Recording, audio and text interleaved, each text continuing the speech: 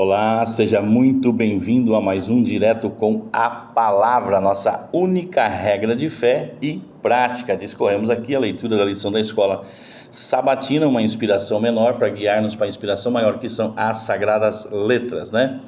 Estamos na leitura 1533. O tema de hoje, relação de trabalho. Começamos com a questão número 3, leitura de Colossenses, capítulo 3, versos 22 ao 25, e capítulo 4, verso 1. Quais são as instruções dadas aos escravos? Quais princípios podem ser aplicados às relações de trabalho em geral? Bom, sem dúvidas, Paulo está falando sobre princípio de honra, né? Hoje, algumas pessoas mencionam a escravidão para alegar que a Bíblia é ultrapassada. No entanto, elas não consideram os contextos históricos de Israel no Antigo e da Igreja no Novo, né? Antigo Testamento e Novo Testamento. Os seres humanos foram criados à imagem de Deus e, portanto, para serem livres.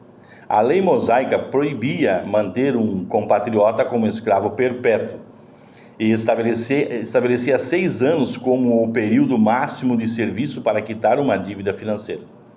A escravidão mencionada na Bíblia, embora repugnante para a nossa visão moderna, normalmente não se assemelha às práticas cruéis da escravidão no mundo ocidental, que foram um flagelo e um crime contra a humanidade.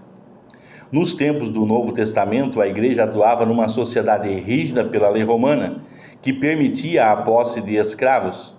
Porém, ao contrário das formas modernas de escravidão, a lei romana concedia aos escravos direitos e oportunidades consideráveis, e tentar derrubar essa prática poderia constituir uma ameaça ao avanço do Evangelho.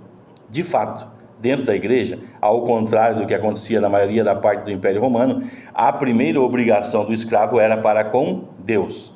E seus senhores eram instruídos a tratá-los de forma justa, sabendo que também tinham um Senhor no céu.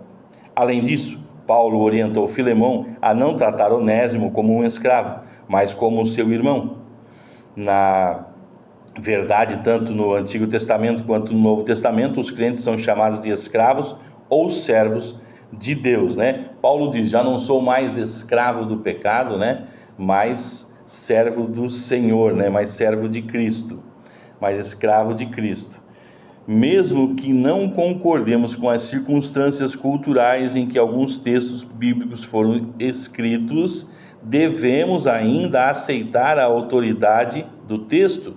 Caso contrário, colocamos nossa própria cultura acima das Escrituras. Precisamos estar muito atentos a isso. O melhor é considerar tudo o que a Bíblia diz sobre um tema antes de tirar conclusões sobre o que ela nos ensina a respeito. Questão aí de rodapé: as passagens de Colossenses que nós lemos lá em cima, capítulo 3, 22 ao 25, capítulo 4, verso 1, se aplicam aos seus relacionamentos no trabalho? Como tais princípios podem ser úteis para você, seja como chefe ou como empregado? Bom, amados, o princípio é o princípio de honra, né? Mesmo na resposta da questão número 1, seja como patrão ou como empregado, e é de suma importância, né, que nós venhamos considerar os direitos e os deveres de um para com o outro, para que o princípio de honra seja estabelecido. Esse é o caminho, né? Essa realmente a prática de honra que nós devemos ter, tanto como patrão como empregado. Há direitos e deveres a serem cumpridos, e para que nós possamos, né, andar em princípio de honra, precisamos estar atentos a esses direitos e a esses deveres, que nós possamos estar realmente atentos, para que, como para homens, mas como para o Senhor. Amém, amados? Louvado seja Deus. Vamos orar? Pai nosso que estás no céu, obrigado pela Tua palavra que nos orienta em tudo, Senhor.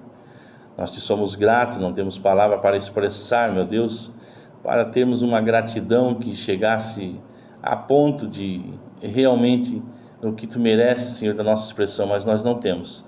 Então nós só nos submetemos a Ti. Nós nos submetemos à Tua palavra e declaramos que somos dependentes de Ti, Senhor. Em nome de Jesus. Amém.